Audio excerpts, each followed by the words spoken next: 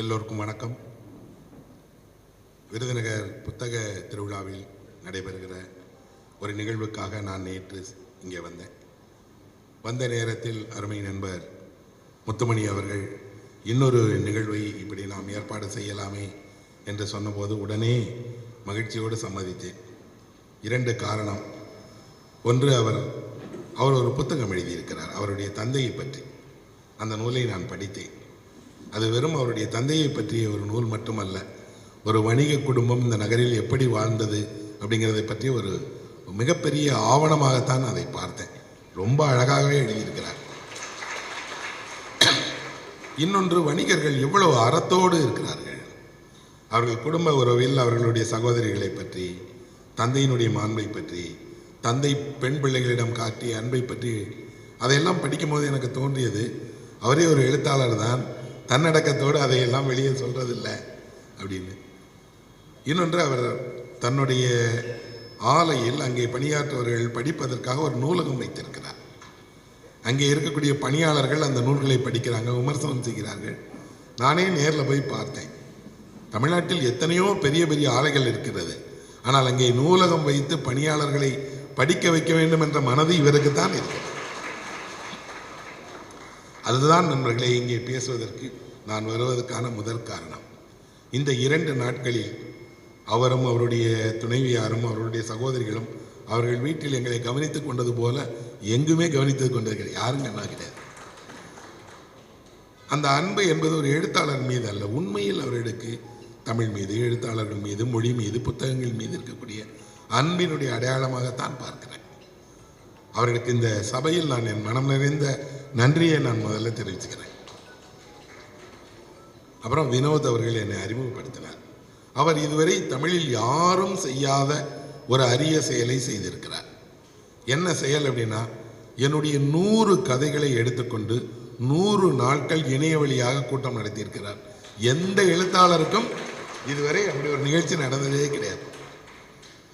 இந்த மாதிரி ஒரு நிகழ்ச்சியை அவர் செய்த பிறகு நமது மாவட்ட ஆட்சித்தலைவர் அதை பார்த்து, இப்படி ஒரு நிகழ்ச்சியை இன்னொரு எழுத்தாளருக்கும் செய்யலாமே அப்படின்னு சொல்லி கி ராஜநாராயணன் அவர்களுக்கு இப்போது அப்படி செய்கிறாங்க.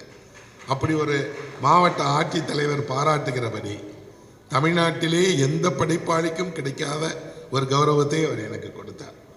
அப்படிப்பட்ட ஒரு மிகச்சிறந்த தமிழ் பேராசிரியர் என்னுடைய நூல் வெளியீட்டினாலே வந்து பேசினார்.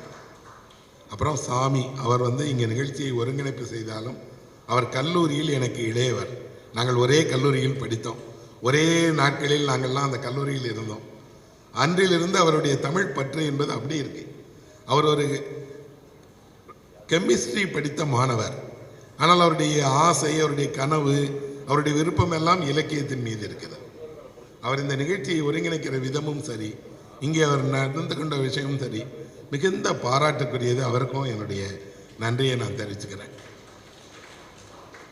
ஒரு நிகழ்வாக மட்டும் இப்படி ஒன்றை அமைக்காமல் ஒரு சிறுகதை போட்டி நடத்தி அந்த போட்டியில் இளம் படைப்பாளிகளை எல்லாம் எழுத வைத்து அவர்களுடைய சிறந்த கதைகளுக்கு விருது கொடுக்க வைத்து அதுக்கு ஒரு தேர்வு குழு அமைத்து என்று கிட்டத்தட்ட 300 கதைகள் அதுக்கு வந்திருக்குன்னாங்க. மிகப்பெரிய வெற்றி. இனி ஆண்டுதோறும் இந்த எண்ணிக்கை பெரிதாகும்.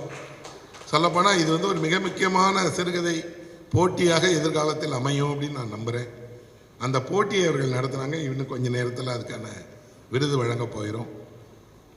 அந்த போட்டியில் நீங்கள் வெற்றி பெறுகிறீர்களா, வெற்றி பெறவில்லையா என்பதெல்லாம் 2ஆம் பட்சம். நீங்கள் கலந்து கொண்டதே வெற்றி தான். ஏன்னா ஒருவருக்கு எழுத தெரியும் அப்படிங்கிறத நிரூபிக்கிறதுக்கு தான் அந்த போட்டி. முதல் பரிசு, 2ஆம் பரிசு என்பதெல்லாம் சந்தர்ப்பம் தான். வெற்றி தோல்வி என்றெல்லாம் ஒன்றும் இல்லை நண்பர்களே. வெற்றி சிறிய வெற்றி என்று இருக்கிறது. தோல்விங்கிற சொல்லை என் வாழ்க்கையிலேருந்து எடுத்துட்டேன். பெரிய வெற்றி இருக்கு, சிறிய வெற்றி இருக்கு. ஒவ்வொரு தோல்வியும் ஒரு சிறிய வெற்றி, நாளைக்கு பெரிய வெற்றியை அடைவீங்க. அதனால் இந்த போட்டியில் கலந்து கொண்டு கதைகள் எழுதிய உங்கள் எல்லோருக்குமே என்னுடைய பாராட்டுகள். அந்த மாதிரியாகத்தான் நானும் எழுத தொடங்கினேன்.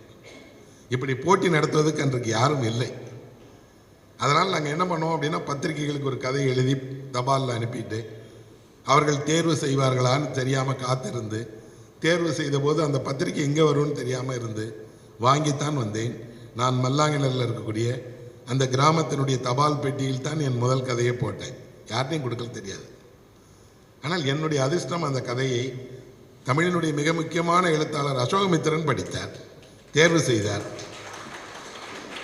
அந்த கதை அந்த ஆண்டின் சிறந்த கதையாக விருது பெற்றது. அந்த நூல், அந்த மொழி அந்த ஆண்டினுடைய சிறந்த நூலாக விருது பெற்றது.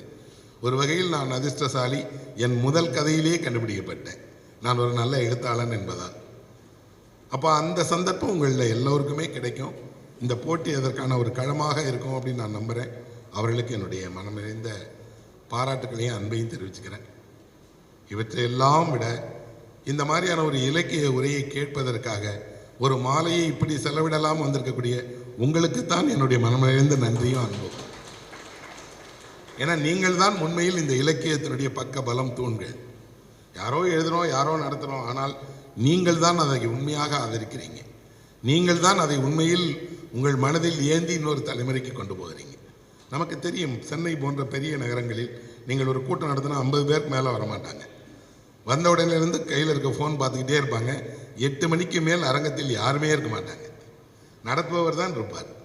ஆனால் நம் ஊரில் எல்லாம் ஒரு பழக்கம் இருக்கிறது. என்னென்னா, வந்து உட்கார்ந்து அமர்ந்து கேட்டு முழுமையாக அதை வீட்டிலும் போய் பேசி நாளைக்கு அவர்களுடைய நண்பர்களிடம் பகிர்ந்து கொண்டு என்ற ஒரு பண்பாடு இருக்கு. அந்த பண்பாட்டின் பிரதிநிதிகளாக உங்களை பார்க்குறேங்கிறதுனால உங்களுக்கும் என்னுடைய அன்பையும் நன்றியையும் தெரிவிச்சுக்கிறேன். இவ்வளவு நன்றிகளுக்கும் அப்பால் ஒரு பெரிய நன்றி இருக்கிறது. அது என்ன அப்படின்னா, நான் ஒரு எழுத்தாளன் அல்ல, தமிழ் எழுத்தாளன். தமிழில் எழுதுகிறேன் என்பதுதான் பெருமையை தவிர எழுத்தாளன் அல்ல. இந்த தமிழில் எழுதுகிற எழுத்தாளர்களுக்கு என்று ஒரு பாரம்பரியமே இருக்கிறது, மரபே இருக்கிறது. நான் பாரதியினுடைய வாரிசு, கம்பனுடைய வாரிசு, கபிலருடைய வாரிசு, இளங்கோவடிகளுடைய வாரிசு அப்படின்னா அந்த தொடர் வரிசையில் வரக்கூடிய ஒரு படைப்பாளி. 2000 வருடமாக இந்த தமிழ் மொழி அதனுடைய வளத்தோடு, அதனுடைய செழுமையோடு, அதனுடைய சிறப்போடு இருந்து கொண்டே இருக்கிறது. உலகில் எத்தனையோ மொழிகள் இருக்கு, ஆனால் அந்த மொழி வளர்ச்சியடையும், வீழ்ந்துடும். சில காலம் அந்த மொழி பேசுபவர்களே இருக்க மாட்டாங்க. ஆனால் தமிழ் அப்படி அல்ல. தமிழில் நீங்கள் இன்றைக்கு திருக்குறளை வாங்கி நீங்கள் படித்தால் அதில் இருக்கக்கூடிய எல்லா சொல்லும் உங்களுக்கு புரியும். ஆனால் அந்த சொற்கள் 2000 வருடத்துக்கு முன்பு எழுதப்பட்டது. 2000 வருடத்துக்கு முன்பு எழுதப்பட்ட ஒரு சொல்லில் ஒரு வரி கூட புரியாதது இல்லை, நமக்கு புரியுதே. அப்படின்னா இந்த மொழி அன்று பேசப்பட்டது போலவே இன்று இருக்கு. ஒருவேளை திருவள்ளுவர் நேரில் வந்தால், நாம் அச்சிட்ட ஒரு திருக்குறள் புத்தகத்தை கையில் கொடுத்தால் அவருக்கு படிக்க தெரியாது. ஏன் தெரியுமா? இன்றைக்கு தமிழ் எழுத்தின் மேல் வைக்கக்கூடிய புள்ளி அன்று கிடையாது. நாம் ஒவ்வொரு எழுத்தின் மேலேயும் புள்ளி வைக்கிறோம்ல, அன்று புள்ளி இல்லாமல் எழுதினார்கள். அதனால அதை படிக்க அவருக்கு சிரமமாக இருக்கும். மொழி எழுத்து வடிவத்தில் மாறி இருக்கிறது, சொல்லாய் பொருளாய் மாறவே இல்லை. அந்த பெரும் தொடர்ச்சியினுடைய ஒரு அங்கமாக நான் என்னை கருதுவதால் எல்லா நேரத்திலும் இந்த மொழிக்குத்தான் நாங்கள் சிறப்பு செய்கிறோம். நாங்களுக்கு அடுத்த தலைமுறை இந்த மொழியைத்தான் அடுத்து கொண்டு போகிறாங்கன்னு நினைக்கிறேன். எல்லா தருணங்களிலும் என் மானசீகமாக இந்த மொழியையும் இனத்தையும் வணங்குவது போல இன்றும் வணங்கிக் கொள்கிறேன். எதை பற்றி பேசலாம் என்று கேட்டபோது அண்ணாச்சி அவர்கள் சொன்னார், வரலாற்றை பற்றி பேசுங்க, நம்ம வரலாறை தான் தெரிஞ்சுக்கணும், வரலாறு தெரியாமல் வாழ்வது தான் தவறு, அதனால் வரலாறை பற்றி பேசுங்க அப்படின்னாரு. அவரே என்னுடைய 2 வரலாற்று நூல்களை நிறைய வாங்கி பரிசீலித்து அதை பற்றி தொடர்ந்து என்னோட உரையாற்றிட்டு இருந்தார். எனக்கும் ரொம்ப விருப்பமான ஒரு துறை வரலாறு. நான் வரலாற்று மாணவன் அல்ல, வரலாற்றை விரும்பி படித்தவன். அதனால் நான் வரலாற்றிலிருந்து இன்று பேசலாம்னு நினைக்கிறேன். 1924ஆம் ஆண்டு லண்டனில் இருக்கக்கூடிய லண்டன் நியூஸ் அப்படிங்கக்கூடிய ஒரு பத்திரிகையில் ஒரு கட்டுரை வெளியானது. அந்த கட்டுரையை வெளியான உடனேயே ஐரோப்பா முழுவதும், லண்டன் முழுவதும் அந்த கட்டுரையை பற்றி பேசினார்கள். என்ன கட்டுரை தெரியுமா? இந்தியாவை பற்றிய ஒரு கட்டுரை. இந்தியாவில் ஒரு குறிப்பிட்ட இடத்தில் அகழ்வாய்வு செய்து புதிய விஷயங்கள் எல்லாம் கண்டுபிடிக்கப்பட்டிருக்கிறது. இந்த கண்டுபிடிப்புகளை எல்லாம் பார்த்தால் உலகத்திலேயே மிக பழமையான நகரம் இந்தியாவில் இருந்திருக்கலாம். அதுவரை எங்கே இருந்தது? மெசபடோமியாவில் இருந்தது, கிரேக்கத்தில் இருந்தது என்று உலகம் நம்பிக்கொண்டிருந்த போது ஒருவர் ஒரு கட்டுரை எழுதுகிறார், இந்தியா தான் உலகத்தில் மிக தொன்மையான பழமையான நாகரிகம் கொண்ட நாடு. இதை எழுதியது ஜான் மார்சல். ஜான் மார்சல் அப்படிங்கிறவருடைய நூற்றாண்டை நாம் இங்கே கொண்டாடி கொண்டிருக்கிறோம். தமிழக முதல்வர் ஜான் மார்சலுக்கு சென்னையில் சிலை வைக்கிறேன் என்று சொல்லியிருக்கிறார். நாம் ஏன் ஒரு வெள்ளைக்காரனுக்கு சிலை வைக்கணும்? யார் அந்த ஜான் மார்சல் அப்படின்னா, ஜான் மார்சல்ங்கிறவர் லண்டனில் இருக்கக்கூடிய கேம்பிரிட்ஜ் பல்கலைக்கழகத்தில் பயின்ற ஒரு மாணவர், அகழ் ஆராய்ச்சி பட்டம் பெற்றவர், கிரேக்கத்தில் பணியாற்றியிருக்கார். கர்சன் பிரபுவனுடைய காலத்தில் இந்தியாவில் இருக்கக்கூடிய பல்வேறு இடங்களை ஆராய்ச்சி செய்கிறதுக்காக அவரை கூட்டிகிட்டு வந்தாங்க. அப்போது 5 சர்வேயர் ஜெனரல், அந்த துறைக்கு, தொல்பொருள் துறைக்கு 5 பேர் இருந்தாங்க. அதில் ஒருவர் இவர். ஜான் மார்ஷல் வந்தபோது ஜான் மார்ஷல் சொன்னார், நான் என்ன பணி செய்யணும் அப்படின்னு. இங்கே நிறைய விஷயங்கள் இருக்குது, ஆனால் யாருக்கும் அது என்னன்னு தெரியல. இடிபாடுகள் இருக்குது, குகை இருக்குது, சிதிலங்கள் இருக்குது, ஆனால் இவையெல்லாம் என்ன தொடர்ச்சி, இந்த மொழி தெரியல. அதை கொஞ்சம் கண்டுபிடிங்கன்னொடனே அவர் கண்டுபிடிப்புக்காக போனார். அவர் கண்டுபிடித்த இடம்தான் சிந்து சமவெளி நாகரிகம். ஜான் மார்ஷல் தான் இந்த உலகிற்கு சிந்து சமவெளி என்ற ஒரு இடம் இருக்கிறது என்று கண்டுபிடித்தார். அந்த இடம் எங்கே இருக்கு? இப்போ பாகிஸ்தானில் இருக்கு. அங்கே ஏன் போனாங்க? ரயில்வே பாலம் அமைப்பதற்காக, பாதை அமைப்பதற்கான பணி நடந்தது. பாதையின் போது நடுவில் என்ன பண்ணாங்கன்னா, தோண்டும் போது நிறைய பொருட்கள் கிடைத்தது. இந்த இடத்தில் ஏதோ இருக்கு, நகரம் போல இருக்கேன்னு தோண்டினாங்க. ஒரு முழு நகரம், மொஹஞ்சதாரோன்னு சொல்லப்படக்கூடிய ஒரு பெரிய நகரமே கண்டுபிடிக்கப்பட்டது. அப்போ ஜான் மார்ஷல் சொன்னார், இதே போல தோண்டுங்கள், வேறு வேறு இடங்களெல்லாம் சொல்லுங்கள்னு ஒரு அறிக்கை எழுதினார். கர்சனிடம் சொன்னார், இதுக்கு நிறைய பொருள் செலவாகும், ஆனால் இந்தியாவில் மறைந்திருக்கக்கூடிய அந்த நகரங்களை எல்லாம் மீட்கலாம் என்ற உடனே செலவு பண்ணி அந்த நகரங்களை எல்லாம் தோண்ட சொன்னார்கள். தோண்டினால் பாகிஸ்தானில் தோன்றி குஜராத்தினுடைய லோத்தல் வரைக்கும் இருக்கக்கூடிய மிக நீண்ட வரிசையில் 400 இடங்களை கண்டுபிடித்தாங்க. 1 2 அல்ல, அதில் பெரியதும் சிறியதுமான 400 நகரங்கள். அந்த நகரங்களினுடைய கட்டுமானம் அவ்வளவு அழகா இருக்கு. பெரிய பெரிய வீடுகள், நீர்நிலைகள், குளிப்பதற்கென்று தனி அறை, நீர் போவதற்கான தனியான பாதை, சேமிப்புக்கான கிடங்கு அறை, மேல் கீழ் என்று பிரிக்கப்பட்டிருக்கக்கூடிய தனித்தனியான வீடுகள் என்று. இன்றைக்கு நீங்கள் ஒரு பெரிய நகரத்துக்கு போனால் எதையெல்லாம் பார்ப்பீர்களோ அதையெல்லாம் 2000 வருடங்களுக்கு முன்பாக, 5000 வருடங்களுக்கு முன்பாகவே செய்திருக்கிறார்கள் அவர்கள். ஜான் மார்ஷலுக்கு தெரியல அவங்க யாரு அங்கே வசித்தாங்க. ஒருத்தரும் இல்லை, வெறும் புதைமேடு. அங்கே வசித்த மக்கள் யார், என்ன மொழி பேசினார்கள், எப்படி இவர்கள் இவ்வளவு பண்பாட்டிலும் நாகரிகத்திலும் உயர்வாக இருக்கிறார்களேன்னு ஆராய்ச்சி பண்ணார். அந்த ஆராய்ச்சி கட்டுரையைத்தான் லண்டன் நியூஸில் வெளியிட்டார். வெளியிட்ட போது ஜான் மார்ஷல் சொன்னார், உலகத்தினுடைய வரலாறை இதுவரை எழுத தொடங்கும் போதெல்லாம் கிரேக்கத்திலிருந்து தொடங்குகிறீர்கள், மெசபடோமியாவை நீங்கள் உதாரணம் காட்டுகிறீர்கள், ஆனால் இதையெல்லாம் விட தொன்மையான பாரம்பரியமான நாடு இந்தியா. இனி உலகின் வரலாறு இந்தியாவிலிருந்து தொடங்கட்டும் அப்படின்னு சொன்னார். அப்படின்னா வரலாறை தொடங்குவதற்கான புள்ளி என்பது எங்கே அப்படின்னா, 100 வருஷத்துக்கு முன்னாடி நீங்கள் இருந்திருந்தால் உங்களுக்கு இந்தியாவினுடைய பழமை தெரிந்திருக்காது. ஜான் மார்ஷல் இப்படி ஒரு கட்டுரையை எழுதி அது ஆங்கில இதழில் வெளியாகி உலகினுடைய கவனத்தையே பெற்று எல்லோரும் இதை ஒத்துக்கொண்டதால் இன்றைக்கு சிந்து சமவெளி நாகரீகம் என்பது பண்பாட்டினுடைய, உலக பண்பாட்டினுடைய முதலிடத்தில் இருக்கு. அந்த சிந்து சமவெளி பண்பாட்டில் அந்த நகரங்களில் முதல்ல ஒரு பகுதியில் இருக்கக்கூடியது மொஹஞ்சதாரோ, இந்த கடைசியில் இருக்குது ஹரப்பா. அந்த ஹரப்பா மொஹஞ்சதாரோங்கிற அந்த பெரிய பெரிய நகரங்களில் வாழ்ந்தவர்கள் எல்லாம் வணிகர்களாக இருந்திருக்காங்க, விவசாயம் செய்திருக்கிறார்கள், பெரிய சந்தை நடந்திருக்கிறது. ஆனால் அவர்கள் யார், எந்த இனத்தை சேர்ந்தவர்கள், என்ன மொழி பேசினார்கள் தெரியல. எப்படி அந்த நகரம் அழிந்தது அதுவும் தெரியல. ஆனால் அவர்களிடம் எந்த ஆயுதங்களும் கிடையாது. அப்படின்னா போர் நடக்கலை, அங்கே எந்த அழிமாடுகளும் நடக்கலை, வேட்டைகள்லாம் இல்லை. அவர்கள் எல்லா விலங்குகளையும் வைத்திருந்தார்கள், குதிரையை தவிர. குதிரை சிந்து சமவெளியில் இல்லை. அப்படின்னா எங்கே அவர்கள் யார் அப்படிங்கிற கேள்வி எழுந்தது. மார்ஷலும் சொன்னார், அவர்கள் யார் என்று நாம் தான் கண்டுபிடிக்கணும். ஆனால் அங்கு எடுக்கப்பட்ட கலைப்பொருட்கள், அங்கு கண்டுபிடிக்கப்பட்ட மனித எலும்புகள், அங்கு கண்டுபிடிக்கப்பட்ட சிலைகளை கொண்டு யாராக இருக்கலாம் என்று யூகிக்கலாம். அவர்கள் ஏதோ ஒரு மொழியில் எழுதியிருக்கிறாங்க. அதை இப்போது என்ன சொல்கிறாங்க அப்படின்னா இண்டஸ் வேலி ஸ்கிரிப்ட், சிந்து சமவெளி குறியீடுகள்னு சொல்கிறாங்க. அந்த குறியீடுகளில் என்ன எழுதப்பட்டிருக்குன்னு யாருக்கும் தெரியல. கிட்டத்தட்ட இந்த 100 வருஷமாக தமிழினுடைய மூத்த பல்வேறு அறிஞர்கள், அகழ்வாராய்ச்சியாளர்கள், உலகம் முழுவதும் இருக்கக்கூடிய அகழ்வாராய்ச்சியாளர்கள் அதை என்னன்னு பொருள் புரிய பார்க்குறாங்க. அதில் அஸ்கோ பர்போலோ அப்படின்னு ஒரு அறிஞர், அவருக்கு தமிழக அரசு ஒரு உயரிய விருது கொடுத்தது. போலந்து நாட்டை சேர்ந்தவர் அவர். அவர் இந்த இண்டஸ் வேலி ஸ்கிரிப்டை அது எதை குறிக்கிறது என்பதை மொழிபெயர்த்தார். மொழிபெயர்த்து விட்டு அவர் சொன்னார், அங்கே வசித்தவர்கள் யார் என்று துல்லியமாக சொல்ல முடியாது, ஆனால் ஒரு யூகமாக சொல்ல முடியும், அவர்கள் எல்லாம் திராவிடர்கள் அப்படின்னு சொன்னார். ஒரு திராவிட பண்பாட்டினுடைய தொடர்ச்சி தான் அதுவே தவிர அது தனியாக ஒரு வேதகால பண்பாட்டினுடைய தொடர்ச்சி இல்லை. அப்போ திராவிடர்கள் அங்கே இருந்தாங்கன்னா அவர்கள் அங்கிருந்து இங்கே வந்தாங்களா? தமிழ்நாட்டில் அவர்களுக்கு எப்படி வந்தார்கள்?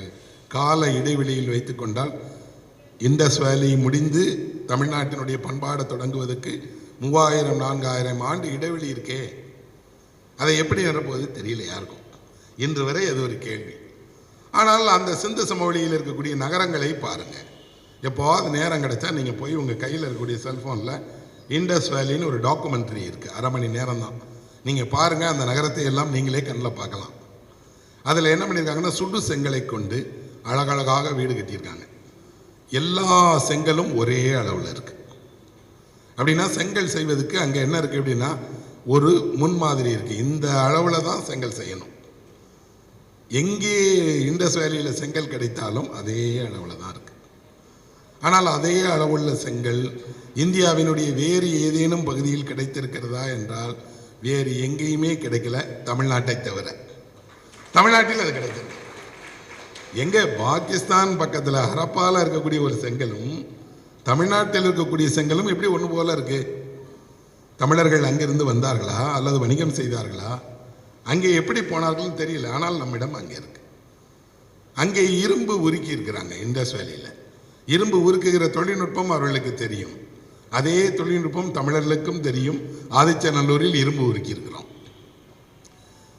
நண்பர்களே, தமிழ்நாட்டில் தமிழன் என்ற ஒரு இனமும் தமிழ் என்ற ஒரு மொழியும் இருக்கிறதே தவிர தமிழர்கள் ஆண்ட பழைய நகரங்கள் எதுவுமே இல்லை. தமிழர்களுடைய பண்பாட்டு சின்னமாக விளங்கக்கூடிய பெரிய கட்டுமானங்கள் எதுவுமே இல்லை. அங்கே கட்டுமானமும் பண்பாட்டு அடையாளமும் இருக்கிறது, இங்கே மொழியும் இனமும் இருக்கிறது என்றால் இதற்கு தொடர்பு இல்லாமல் எப்படி இருக்க முடியும்? இன்றைய வரலாறு அதைத்தான் ஆய்வு செய்கிறது. நமக்கும் அவர்களுக்கும் என்ன தொடர்பு? இந்தியாவினுடைய வரலாறை இதுவரை யார் எழுதினார்கள்? நீங்கள் ஆங்கிலத்தில் இந்திய வரலாறை படித்தால் தெரியும். இந்தியாவினுடைய வரலாறை எழுதிய எல்லோருமே வெள்ளைக்காரர்கள், வெளியிலிருந்து வந்தவர்கள். இந்தியர்கள் இந்தியாவினுடைய வரலாறை எழுதல. என்றைக்காவது சிங்கத்தினுடைய வரலாறை வேட்டைக்காரன் எழுதினால் நியாயமா இருக்குமா? சிங்கத்தின் வரலாறை சிங்கம் தான் எழுதணும். வேட்டைக்காரன் எழுதினால் நான் சிங்கத்தை எப்படியெல்லாம் வேட்டையாடினேன்னு சொல்லுவான். அப்படித்தான் வெள்ளைக்காரன் வரலாற்றில் இந்தியர்களை எல்லாம் அற்பர்கள், நாகரீகமற்றவர்கள், பழைய ஆட்கள், மத நம்பிக்கை உடையவர்கள் என்று ஏளனமாக எழுதினான். ஆனால் இந்தியர்களே இந்தியாவினுடைய வரலாறை ஏன் எழுதலை அப்படின்னா, இந்தியாவில் வரலாறு என்பதெல்லாம் ஒரு பொருட்டே இல்லை. நம் வீட்டில் இருக்கக்கூடிய ஒரு சாதாரண பொருளுக்கு 200 வருஷம் 500 வருஷம் இருக்கு. வீட்டில் இன்னும் கூட பயன்படுத்துகிற நிறைய உணவு தட்டிற்கு 100 வருடம் இருக்கு. வீட்டில் இருக்கக்கூடிய சாதாரண ஒரு நாற்காலியை எடுத்துக்கொண்டால் 200 வருஷம் இருக்கு. வேற நாட்டில் என்றால் இதெல்லாம் கொண்டு போய் மியூசியத்தில் வச்சிருவாங்க. எல்லா நம்ம பயன்படுத்துகிற பொருளையும் கொண்டு போய் அங்கே வச்சிருவாங்க. ஆனால் இங்கே அப்படி இல்லை. எங்கே போனாலும் பழமை இருக்கு, பழைய நகரங்கள் இருக்கு, பழைய கலைப்பொருட்கள் இருக்கு. இந்தியர்களுக்கு வரலாறு என்பது பெரிதாக எழுதப்படுவதாக இல்லை. ஆனால் வரலாற்றை எழுதுகிற பொறுப்பை இங்கே இன்னொரு துறை செய்திருக்கிறது. அது என்னன்னா இலக்கியம். நீங்கள் இலக்கியம் படியுங்கள் என்றால் அந்த இலக்கியம் படிப்பது என்பது இலக்கிய ரசனைக்காக அல்ல, அதில் வரக்கூடிய காதல் வீரத்திற்காக அல்ல, அதில் இருக்கக்கூடிய வரலாற்று தகவல்களுக்காக, அதில் இருக்கக்கூடிய உண்மைக்காக. இன்னும் சொல்ல போனால் அந்த உண்மையை எப்படியெல்லாம் இலக்கியம் பதிவு செய்திருக்கிறது. கிட்டத்தட்ட ஒரு 1000 வருஷத்துக்கு முன்னாடி எழுதப்பட்ட மதுரை காஞ்சின்னு ஒரு புத்தகம் இருக்கு. அந்த புத்தகத்தின் எழுதியவர் மாங்குடி மருதன் அப்படின்னு ஒரு கவிஞர். மதுரையை பற்றிய பாடல் அது. அந்த பாடலுக்கு எதுக்காக பாடப்பட்டது? தலையாளங்கானத்து செருவென்ற பாண்டியனை பற்றி புகழ்ந்து பாடப்பட்டது. தலையானம் காணம்ங்கிற ஊர் எங்கே இருக்கு? இப்போ சொல்வதாக இருந்தால் திருவாரூருக்கு பக்கத்தில் இருக்கு. திருவாரூருக்கு பக்கத்தில் அந்த காலத்தில் ஒரு போர் நடந்திருக்கிறது. அந்த போரில் இந்த பாண்டிய மன்னன் சேர சோழ வேளிர் மன்னர்களுடைய கூட்டணியை முறியடித்து வென்றுட்டானாம். அந்த வென்றதனுடைய அடையாளமாகத்தான் இந்த மதுரை காஞ்சி பாடப்படுகிறது. மதுரை காஞ்சியை பாடுகிற புலவருக்கு மன்னரை புகழ்ந்து பாடணுங்கிறது அல்ல நோக்கம். அவர் என்ன சொல்றாரு அப்படின்னா, நீ பெரிய ஆளுப்பா பாண்டிய மன்னனே, அங்கெல்லாம் போய் பெரிய பெரிய வெற்றியெல்லாம் ஜெயிச்சுட்ட, ஆனால் அங்கே போரில் இறந்து போனான் இல்லையா, அவன் மனைவி கண்ணீர் விடுறாள்ல, அங்கே போரில் இறந்து போனவனுடைய பிள்ளைகள் தகப்பனும் இல்லாமல் அழுகிறார்கள் இல்லையா, அதை பற்றி ஏன்பா நினைக்க மாட்டேங்கிறேன்? வென்றவர்கள் பக்கம் கண்ணீர் விட்டாலும் தோற்றவர்கள் பக்கம் கண்ணீர் விட்டாலும் கண்ணீர் விடுகிறவர்களுக்கான காரணத்தை தானே நம்ம சொல்லணும். இதை என்னப்பா பெரிய போரில் ஜெயிச்சிட்டேன்னு சொல்ற? எவ்வளவு குழந்தைகள் தகப்பன் இல்லாமல் போயிட்டாங்க, எவ்வளவு பெண்கள் தன் கணவரை இழந்துட்டாங்க. நீ வெற்றி வெற்றி என்றும் போதெல்லாம் நிலையாத இந்த வாழ்க்கைக்காக இவ்வளவு பெரிய வெற்றி அப்படின்னு நான் சொல்ல வேண்டும். அதை சொல்வதின் பெயர் தான் காஞ்சி. காஞ்சி என்றால் காஞ்சிபுரம் அல்ல. இந்த வாழ்க்கை நிலையானதல்ல. நிலையற்ற இந்த வாழ்க்கையில் நீங்கள் போர் பண்ணி பெரிய வீரனாகி தேசத்திலே உயர்வானவன்னு சொல்றியா? அப்படிலாம் ஒன்றும் இல்லைப்பா. ஒரு கவிஞன் அரசனை பாடும்போது இப்படிலாம் பாட முடியுமா என்ன? அரசர் விட்டு வைப்பாரா? ஏப்பா நீங்கள் போய் சண்டை போட்டு வந்தீங்கன்னா, ஆனால் இந்த தமிழ் மன்னர் எப்படி இருக்காருன்னா வணங்கி அதை ஏற்றுக்கொள்கிறார். அந்த புத்தகம் எப்படி எழுதப்பட்டிருக்கிறது? மதுரையில் இருந்த எல்லா வணிகத்தை பற்றியும் எழுதியிருக்கிறாங்க. இன்றைக்கு நீங்கள் மதுரைக்கு போங்க, மதுரையில் இருக்கக்கூடிய கடைகளை பாருங்கள். என்னென்ன கடைகள் எங்கெங்கே இருக்கோ அதெல்லாம் அங்கேயே இருக்கு. இருப்பதோடு அந்த கடைகள் எப்போ திறப்பாங்க, எப்படி திறப்பாங்க, பணியாளர்கள் யார், என்னென்ன எல்லாம் எழுதியிருக்கிறாங்க. அது மட்டும் இல்லாமல் மதுரையினுடைய சிறப்பாக மதுரை காஞ்சி என்ன சொல்லுதுன்னா, இரவிலும் மதுரையில் கடைகள் உண்டு, இரவிலும் காவல் உண்டு. இரவில் கடைகள் திறப்பவர்கள் என்ன வணிகம் செய்தார்கள்? அதனுடைய பெயர் அல்லங்காடி, இரவு அங்காடி. பகலில் செய்யக்கூடியது நாள் அங்காடி. இந்த இரண்டு அங்காடிகளும் மதுரையில் எப்படி இருந்தது? மதுரையில் என்னென்ன கோவில்கள் இருந்தது? சமணர்களுக்கு என்ன கோவில், பௌத்தர்களுக்கு என்ன கோவில், சொக்கநாதருக்கு எங்கே ஆலயம், எல்லாம் எழுதியிருக்கார். எழுதிட்டு அவர் சொல்றார், மதுரையில் சிறப்பாக கொண்டாடப்பட்ட கொண்டாட்டங்களில் ஒன்று திருவோணம் அப்படின்னு சொல்றார். இன்றைக்கு ஓணத்தை யார் கொண்டாடுறாங்க? கேரள மக்கள் கொண்டாடுறாங்க. ஓண விருந்து கொடுக்கிறார்கள். ஓணத்தன்னைக்கு அவர்கள் என்னென்ன மலர்களை எல்லாம் வைத்து கனி காணுகிறார்கள், பழங்களை எல்லாம் கூட்டிகிட்டு போய் கனி காணுவார்கள். அந்த பண்டிகை மதுரையில் நடக்கும்போது என்ன செய்வார்களாம்?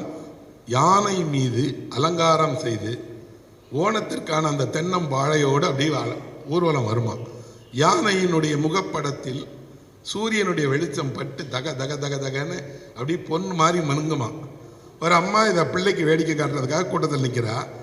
அந்த குழந்தையினுடைய கண்ணில் போய் இந்த யானையினுடைய வெளிச்சம் படும்போது அது கண்ணை மூடிட்டு கூத்துதான். இந்த ஓண விழாவை எப்படி மதுரையில் கொண்டாடினார்கள் அப்படின்னு மதுரை காஞ்சி சொல்லுது. அப்போ அது வெறும் கதையா, கற்பனையா? இல்லையே. ஒரு காலகட்டத்தில் அந்த மக்கள் எப்படி வாழ்ந்தாங்க, எங்கே வாழ்ந்தார்கள், என்னென்ன செய்தார்கள், அதையெல்லாம் இலக்கியம் பதிவு செய்திருக்கிறது, வரலாறு பதிவு செய்யலை. இந்தியாவை ஆண்ட மன்னர்களில் எந்த மன்னர் மிக அதிகம் படித்தவர் அப்படின்னு நான் ஒரு நாள் எனக்கு கேள்வி வந்தது. நாம் இன்றைக்கெல்லாம் சொல்கிறோம் நிறைய பேர் படிக்கலை, அதிகாரத்துக்கு வந்துட்டாங்கன்னு. உண்மையில் அதிகாரத்திற்கு அந்த காலத்திலிருந்து வந்தவர்கள் எல்லாம் படித்தவர்கள் தானா? எவ்வளவு படித்திருக்கிறார்கள்? ஒரு மன்னருடைய நாள் என்றால் எப்படி இருக்கும்? நாமக்கெல்லாம் ஆசை என்ன இருக்குன்னா, ராஜ வாழ்க்கை வாழணும். ராஜ வாழ்க்கைன்னா என்ன? தங்கத்தட்டில் சோறு, தங்கத்திலேயே ஆன படுக்கை, கூப்பிட்ட குரலுக்கெல்லாம் ஆட்கள், எல்லா இன்பங்களும் உங்களுக்கு கிடைக்கும். அதான் அரச வாழ்க்கை. ஆனால் உண்மையில் அப்படி எந்த அரசனும் வாழலை. அரசனுடைய ஒரு நாளை பற்றி நீங்கள் படித்தால் தெரியும், நாமெல்லாம் எவ்வளவோ தங்கமாக இருக்கிறோம் அப்படின்னு. காரணம், ஒரு அரசன் ஒரு நாளில் 4.5 மணி நேரம் மட்டும்தான் தூங்குவதற்கு அனுமதிக்கப்படுவான். 4.5 மணி நேரத்துக்கு மேலே அரசர் தூங்கினா எழுப்பிடுவாங்க. அவர் தூங்கக்கூடாது. அவருக்கு பணிச்சுமை அதிகம், எல்லா பணிகளையும் செய்யணும். செய்வதோடு அவர் விடிகாலைக்கு முன்பாக எழுந்து குளித்து தயாராகி சூரியனை வணங்கணும். வணங்கிய கையோடு அவர் என்ன செய்யணும் அப்படின்னா, பொதுமக்களிடம் போய் குறை கேட்கணும். ஒவ்வொரு நாளும் அவருக்கு செய்ய வேண்டிய பணிகள் இருக்கிறது. இந்த பணிகளை எல்லாம் வரையறை செய்துவிட்டு கடைசியாக ஒரு வரி எழுதியிருக்காங்க, அந்த மன்னரனுடைய உடல் ஆரோக்கியத்தை பொறுத்து இந்த பட்டியலை மாற்றிக்கொள்ளலாம். ஒருவேளை அவருக்கு உடம்பு முடியலன்னு வைக்கலேன், கொஞ்சம் நேரம் கூடுதலாக துவங்கிடலாம். ஆனால் மன்னர் என்பதற்காக அவருக்கு எல்லாம் கிடையாது. மன்னருடைய அந்த புறத்தில் அவ்வளவு பெண்கள். ஆனால் மன்னர் விரும்பினால் எந்த பெண்ணோடும் ஒரு இரவை கழிக்க முடியாது. எந்த பெண்ணோடு மன்னர் உறங்க வேண்டும் என்பதை அரண்மனையில் இருக்கக்கூடிய ஜோதிடர் முடிவு செய்வார். முடிவு செய்வதோடு அந்த பெண்ணுக்கு அன்று பரிசு வழங்கப்படும். அந்த பெண்ணை அன்று நாள் முழுக்க பட்டினி போடுவார்கள்.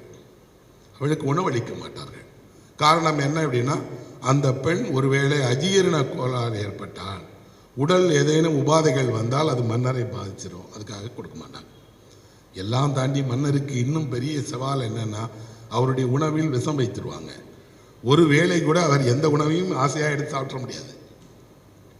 உணவை தயாரித்து அந்த தயாரித்த உணவை பத்திரமாக மூடி பாதுகாத்து அதுக்கு ஒரு பணியாளரை நியமித்து காப்பாளர் பார்த்து அவர் சாப்பிடுவதற்கு முன்பு உண்டு காட்டி என்று ஒருவர் இருப்பார். உண்டு காட்டியினுடைய வேலை என்ன தெரியுமா? அவர் உண்டு காட்டுவார். உண்டு காட்டி உயிரோடு இருந்தால்தான் ராஜா ஒரு வாய் நிம்மதியாக சாப்பிட முடியும். நமக்கெல்லாம் ஒரு பிரச்சனை இல்லையே, தட்டில் சோறு பாட்டா சாப்பிட்டுட்டு போயிட்டே இருக்கிறோம். இந்த மன்னர் வாழ்க்கை தானா பெருசு? இல்லையே. செல்வம் இருக்கிறது, செல்வாக்கு இருக்கிறது, அதிகாரம் இருக்கிறது, ஆனால் நிம்மதி இல்லை. அவர் உறங்குகிற அறையில் அவருக்கு வலப்பக்கமும் இடப்பக்கமும் 2 பெரிய இது போன்ற ஒரு பதுங்கு அறைகள் இருக்கும். அங்கே காவலாளிகள் இரவெல்லாம் முழிச்சிருப்பாங்க. தூக்கத்தில் கூட நிம்மதியாக தூங்க முடியாது. யாராவது கொன்றுவாங்க உங்களை. யாரையும் நம்ப முடியாது. சொந்த சகோதரர்களால் கொல்லப்பட்ட மன்னர்கள் தான் இந்தியாவில் அதிகம். ஆட்சிக்காக, அதிகாரத்திற்காக சகோதரர்கள் சகோதரனை கொள்வாங்க, சகோதரிகள் அண்ணன்கள் அத்தனை பேரையும் கொள்வாங்க. நினைத்தே பார்க்க முடியாத அளவுக்கு ரத்தம் சொட்டுகிற வரலாறு தான் நம்முடைய இந்திய வரலாறு. இந்தியாவினுடைய மிகப்பெரிய மன்னர் காதலுக்காக தாஜ்மஹாலே கட்டினார் இல்லையா ஷாஜகான். அந்த ஷாஜகானுக்கு ஒரு மகன் இருந்தார், அவர் பேர் தான் அவுரங்கசீப். அந்த அவுரங்கசீப் எப்படிப்பட்டவர் அப்படின்னா, தந்தை சொல்லலாம் கேட்க மாட்டார். இளவயதிலேயே போர்க்களத்தில் விளக்கப்பட்டவர். போர் வெற்றி, போர் வெற்றி, அவ்வளவுதான். அவரை ஆப்கானிஸ்தான் பக்கம் போய் தந்தை அனுப்பிட்டார். அங்கே இரு, நீ சண்டை போட்டுட்டு இங்கே பக்கத்தில் இருக்கக்கூடாது, நீ முரடன் மூர்க்கன், உன்னால் அரண்மனையில் இருந்தால் எல்லாருக்கும். அங்கே இருந்துக்கிட்டே என்ன பண்ணான்? ஆட்சிக்கு யாரெல்லாம் தடையாக இருக்கிறார்களோ ஒவ்வொரு சகோதரனாக கொண்டான். இதில் ஒருவன் தாரா ஷிகோ என்ற ஒருவன், அவன் தான் பெரிய அண்ணன். அவன் எப்படிப்பட்டவன்னா, மன்னராக இருந்தாலும் கவிஞன், மன்னராக இருந்தாலும் தத்துவம் பயின்றவன், ஒரு அடுத்த வாரிசாக இருந்தாலும் கூட எப்பவும் படைப்பாளிகளோடு, கவிஞர்களோடு, அறிவாளிகளோடு பேசிட்டே இருப்பான். அவனுக்கு மக்கள் மத்தியில் செல்வாக்கு அதிகம். தாரா எங்காவது வருகிறார் என்றால் மக்கள் ஒன்று கூடி தாரா வாழ்க வாழ்கன்னு சொல்லுவாங்க.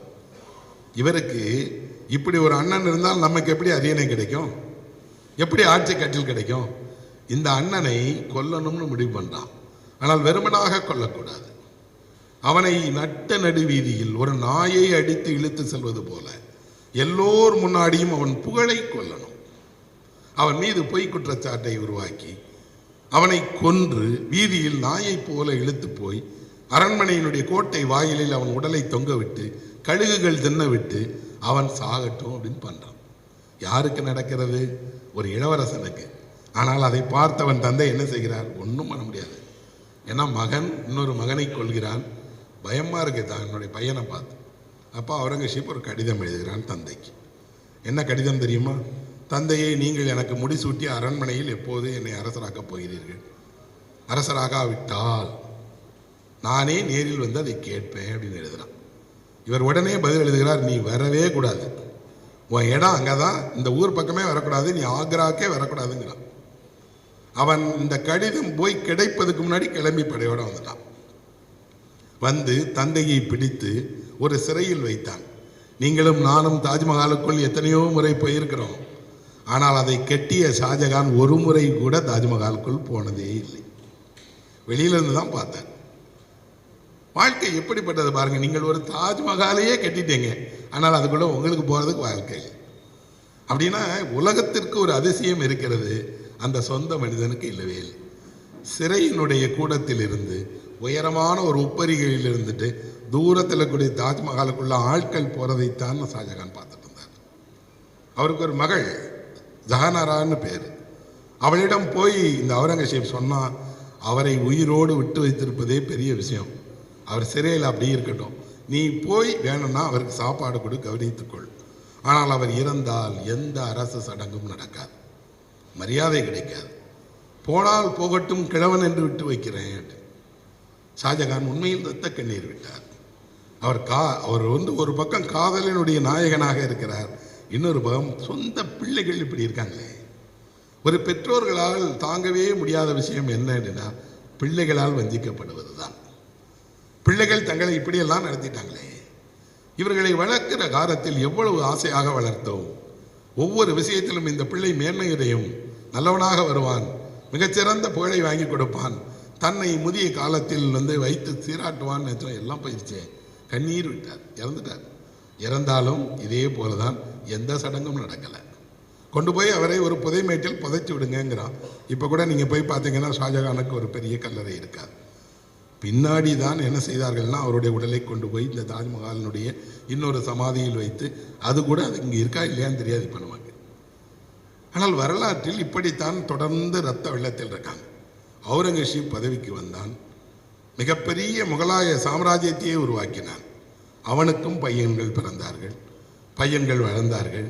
வளர்ந்த காலத்தில் அவனுக்கும் இந்த பயம் வந்தது, இந்த பிள்ளைகள் நாளை என்னை போல இருந்துட்டாங்கன்னா உடனே என்ன பண்ணான், பிள்ளைங்களெல்லாம் நீ ஆப்கானுக்கு போயிடு, பக்கத்தில் வச்சுக்கிடக்கூடாது. ஆப்கானிஸ்தானில் இருந்து ஒரு நாள் அவுரங்கசீப்புக்கு ஒரு கடிதம் வந்தது. அப்பா, நீங்களாக உங்கள் சொத்தை எனக்கு கொடுக்கிறீர்களா, நேரில் கேட்டுக்கொள்ளவா அப்படின்னு. ஆனால் ஷாஜகான் போல அவுரங்கசீப் இழகிய மனம் கொண்டவன் அல்ல. அங்கே இருக்கிற பையனை ஆள் அனுப்பி கொல்வதற்கு அனுப்பினான். பையன் தப்பி மறைந்தான். உண்மையில் நீங்கள் வரலாற்றை படித்தால் வரலாறு என்பது ஒரு துர்கனவை போல இருக்கு. ஒருவருடைய கனவில் எதேதோ நடக்கும் இல்லையா, ஒன்றை கணிக்கவே முடியாது. யார் யாருக்கு எதிராக இருக்கார்கள், யார் யாருக்கு பக்கம் இருக்கு, ஒன்றுமே தெரியாது. ஆனால் நாம் படித்த வரலாறு எப்படி இருக்கு, இவர் ஆட்சிக்கு வந்தார், இவர் அவரை வென்றார், இவர் பட்டமேற்றார், அவர் 14 ஆண்டுகள் வென்றார். அது அல்ல வரலாறு. வரலாறு என்பது இரத்தத்தால் எழுதப்பட்டது, துரோகத்தால் எழுதப்பட்டது, பெண்களுடைய கண்ணீரால் எழுதப்பட்டது. இன்னும் சொல்லப்போனால் அபலைகளாக தன் உயிரை மாற்றிக்கொண்ட பெண்களானுடைய துயரத்தால் எழுதப்பட்டது. ஆனால் அந்த வரலாறை நம்முடைய பாடப்புத்தகம் கற்றே கொடுக்காது. பாடப்புத்தகத்தில் அதற்கு இடமே கிடையாது. முகலாய சக்கரவர்த்தியிலேயே மிகப்பெரிய மன்னர் யார், பாதுஷா என்று அழைக்கப்படுகிறவர் அக்பர். அக்பரைத்தான் ஏக சக்கரவர்த்திங்கிறாங்க. இந்த தேசத்திலேயே மிகப்பெரிய நிலத்தை ஆண்டவர் அக்பர். ஆனால் அவர் படிக்காதவர். அக்பர் எந்த பள்ளிக்கும் போல எதையும் படிக்கலை. சிறு வயதிலேயே அவரை ஆட்சி கட்டிலில் உட்கார வச்சுட்டாங்க. அப்பா இறந்து போன உடனே தனி ஆசிரியரை அமர்த்தி பாடம் சொல்லி தருவார்கள். அதில் கேட்கறதுக்கு அவருக்கு விருப்பம் இல்லை. சிறு வயதிலேயே அவர் என்ன செய்தார்னா வேட்டையாடுவதற்கு போயிட்டார். அவருக்கு வேட்டையில் இருந்த ஆர்வம் கல்வியில் இல்லை. ஆனால் வளர வளர அவர் தெரிந்து கொண்டார், கல்வி இல்லாவிட்டாலும் பரவாயில்லை, கல்வியாளர்கள், அறிஞர்கள், தத்துவ ஞானிகளை கூடையே வச்சுக்கணும்.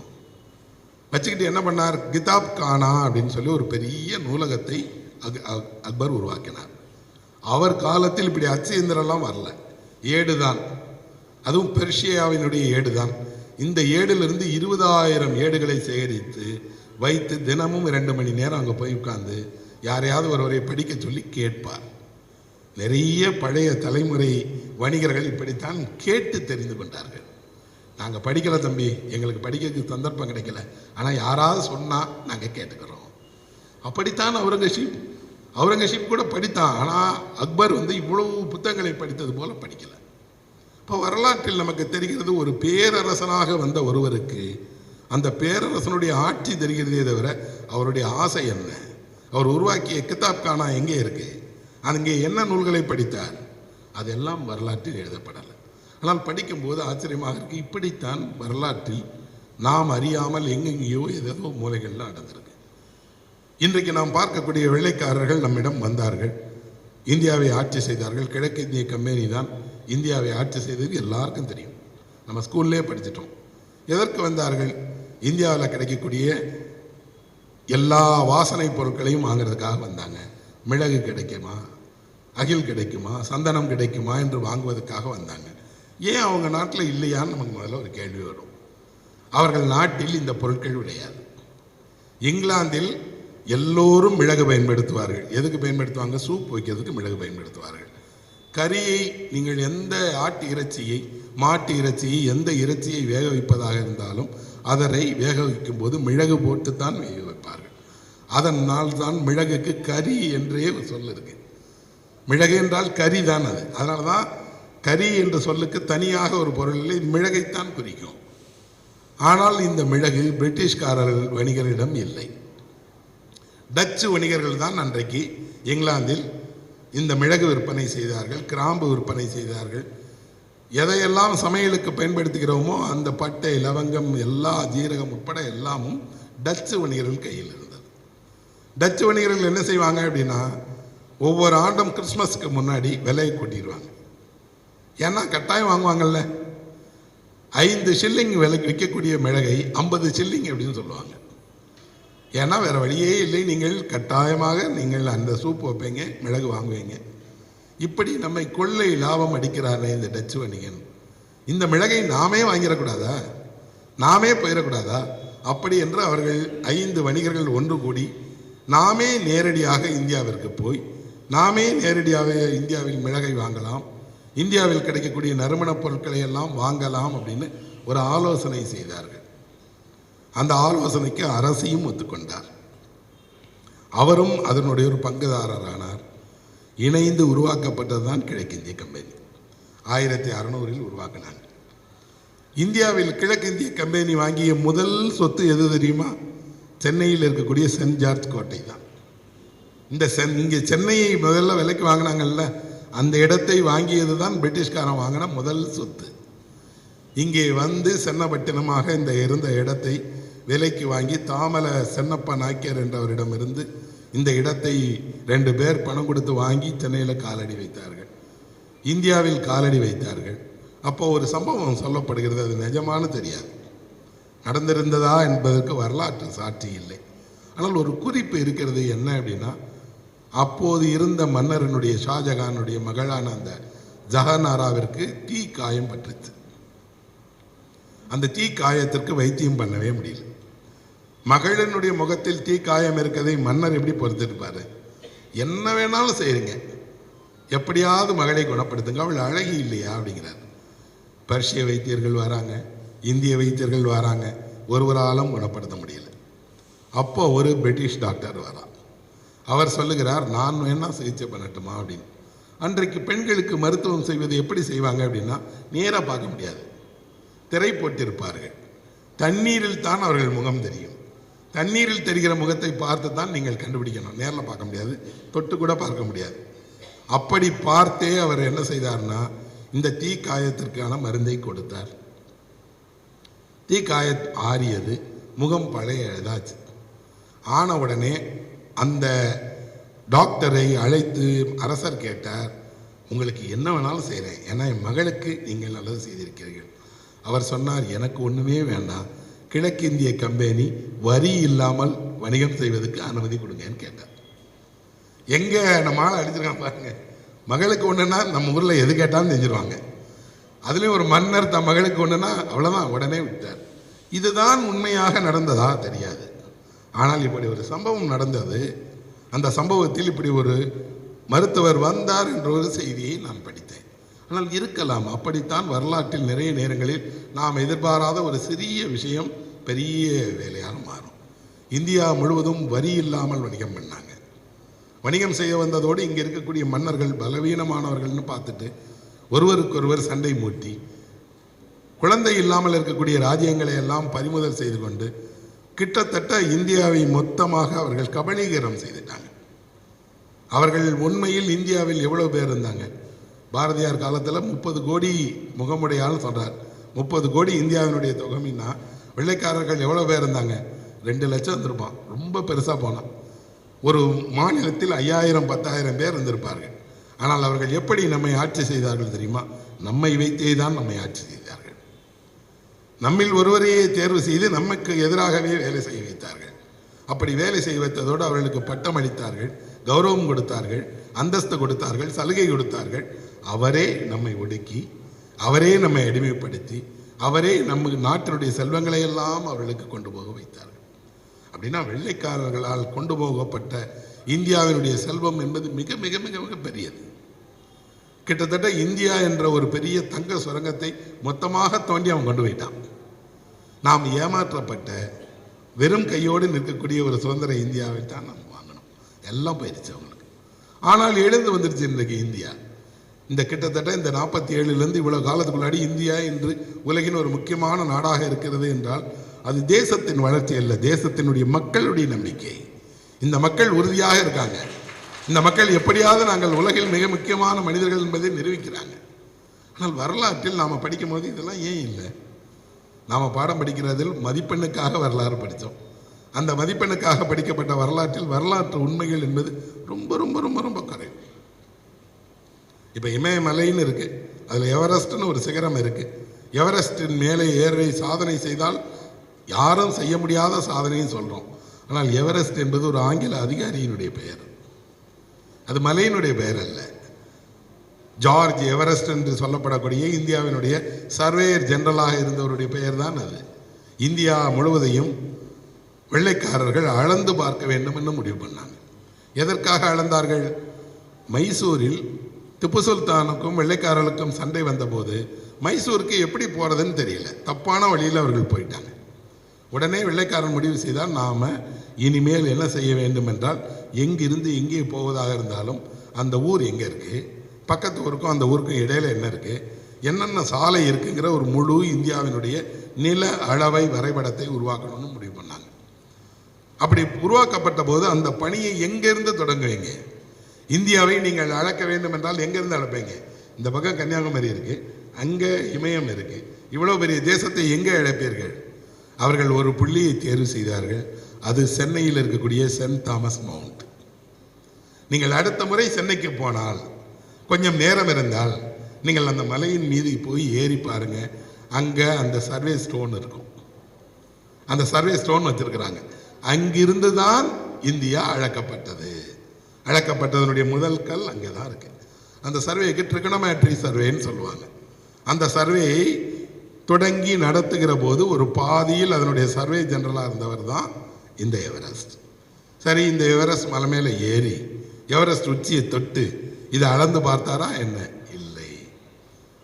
இந்த மலையினுடைய அடிவாரத்தில் முகாமிட்டு இந்த மலை எவ்வளவு உயரமானது என்பதை இங்கு இருந்தபடியே கணக்கு போட்டு ஒரு ஆள் அனுப்பி அதனை அளக்க வைத்து சரிபார்த்து அறிக்கை கொடுத்தவருடைய பெயர் ராதாநாத் பானர்ஜி. அவர் ஒரு வங்காளி. அவர் தான் இந்த பணியை செய்தார். அவர் பெயர் தானே வைக்கப்பட்டிருக்கணும். ஆனால் யார் பெயரை வைத்தார்கள்? எவரெஸ்ட். காரணம் என்ன அப்படின்னா, ஆள்பவர் எவரோ அவர் பெயரில் தான் அது இடம்பெறும், செய்தவருக்கு அந்த உரிமை இருக்காது.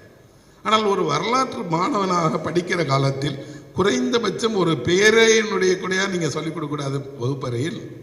ஆனால் வகுப்பறையில் நான் படிக்கிற காலத்திலிருந்து இப்போ வரைக்கும் எவரெஸ்ட் என்பது ஒரு சிகரம், எவரெஸ்ட் சிகரத்தை ஏறியவர் யார், எவரெஸ்டினுடைய சாதனையை செய்ததுன்னு படிச்சுக்கிட்டே இருக்குமே தவிர, அதற்கு பின்னால் இவ்வளவு பெரிய காலனி ஆட்சியும் காலனி ஆட்சியில் நடந்த அவலமும் இருக்கு. இந்தியாவில் நடந்த மிகப்பெரிய துயரங்களில் ஒன்று சதி. சதினா கணவன் இறந்தால் பெண்களை உடன்கட்டை ஏறிடுவாங்க. இது ஒவ்வொரு மாநிலத்திலும் ஒவ்வொரு விதமாக நடந்தது. வெள்ளைக்காரன் இதை தடை செய்தான்.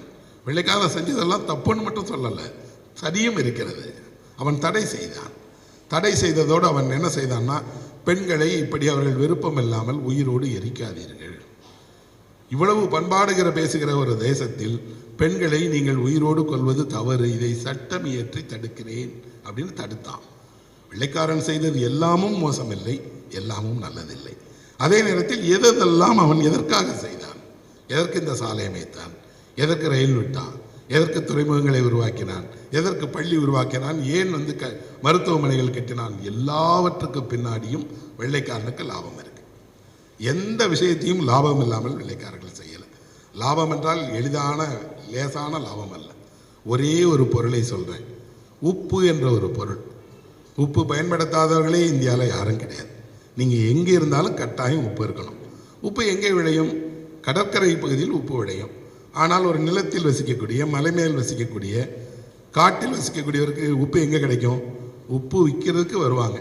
நானெல்லாம் சிறு வயதில் பார்த்துருக்கேன். உப்பு வியாபாரி வருவார், சைக்கிளில் உப்பு விற்கிறவர் வருவார். 2 பொருட்கள் தான் கிராமத்துக்கே வரும். என்னென்னா, மண்ணெண்ணெய் வரும், உப்பு வரும், இவ்வளோ தான் வரும். வேற எல்லாம் அந்த ஊர்லேயே கிடைக்கிறது தான். இந்த உப்பு வணிகர் வந்தால் உப்புக்கு என்ன செய்வார்கள்னா, இப்போ இருக்கிற மாதிரி பணம் கொடுத்து வாங்க மாட்டாங்க, பண்டமாற்று. நீங்கள் உப்புக்கு ஈடாக என்ன கொடுக்கிறீர்கள்? உப்புக்கு ஈடாக நெல் கொடுத்தவர்கள் இருக்கிறார்கள், உப்புக்கு ஈடாக தானியம் கொடுத்தவர்கள் இருக்கிறார்கள், உப்புக்கு ஈடாக சேவல் கொடுத்தவர்கள் இருக்கிறார்கள். உப்பை வாங்கணும், ஆனால் உப்புக்கு வழி இல்லை. யார் உப்பை விற்றார்? திருப்ப தமிழ் இலக்கியத்துக்கு போவோம். தமிழ் இலக்கியம் உப்பு விற்றவர்களுடைய பெயர் உமணர் அப்படின்னு சொல்லுது.